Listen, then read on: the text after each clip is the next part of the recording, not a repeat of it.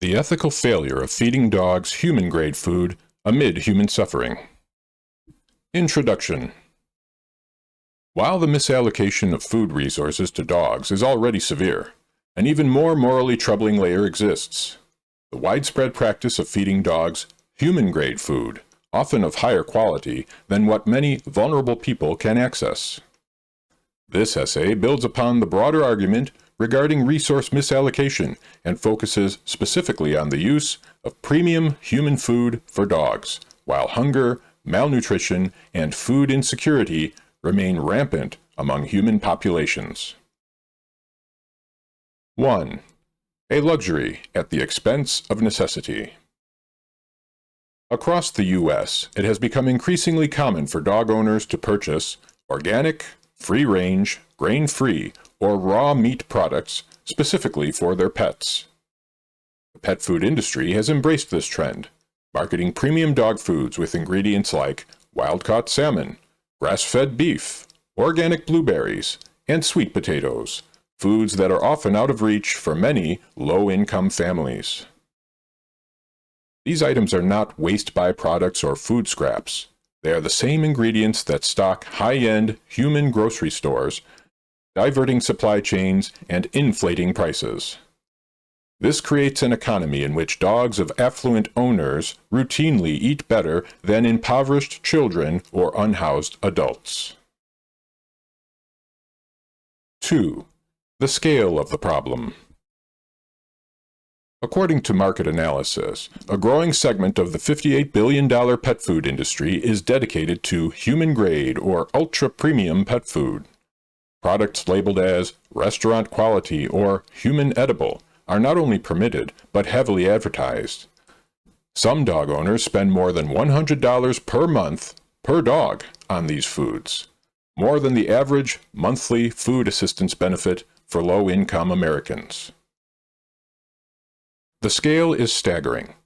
If even 10% of the $29 billion spent on dog food annually is on human-grade ingredients, that equates to nearly $3 billion worth of high-quality food diverted from the human food chain. That amount alone could provide tens of millions of meals through food banks or child nutrition programs.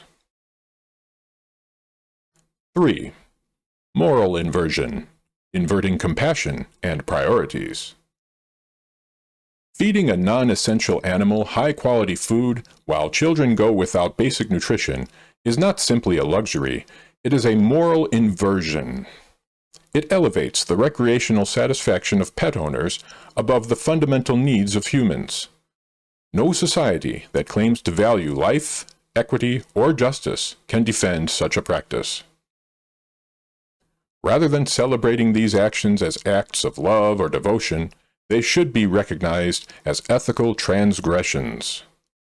Dogs are not moral agents, and their pleasure or longevity does not justify the starvation of any human being. 4. Structural effects on the food system. This dynamic also distorts agricultural priorities. Land, labor, and water are allocated to producing boutique pet food products instead of crops or proteins for food-insecure communities. As food deserts persist and food prices rise, the normalization of high-quality pet diets worsens accessibility and equity. Moreover, surplus high-quality ingredients that might once have been redirected to food pantries, institutional kitchens, or low-income meal services are now sold at a premium for pet consumption, driven by demand, not by need. 5. Ethical imperatives for reprioritization. In a morally coherent society, no non-human being should consume food that a starving human cannot access. Human-grade ingredients should be reserved for humans, particularly the poor, sick, and food insecure. Policies should restrict or tax the use of human-grade ingredients in pet food production. Cultural values must be reshaped to eliminate the glorification of overfeeding and indulging animals amid human suffering. Conclusion. Feeding dogs high-quality, human-grade food, while millions of people struggle with hunger, is not just wasteful. It is a violation of our ethical obligations to one another. The practice reflects distorted values and a failure of empathy on a societal scale. If we are to take seriously the moral imperative to alleviate human suffering, then such indulgence must be condemned, curtailed, and ultimately eliminated.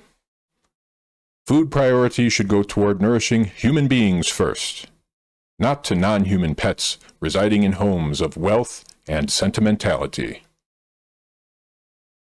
Thank you for listening.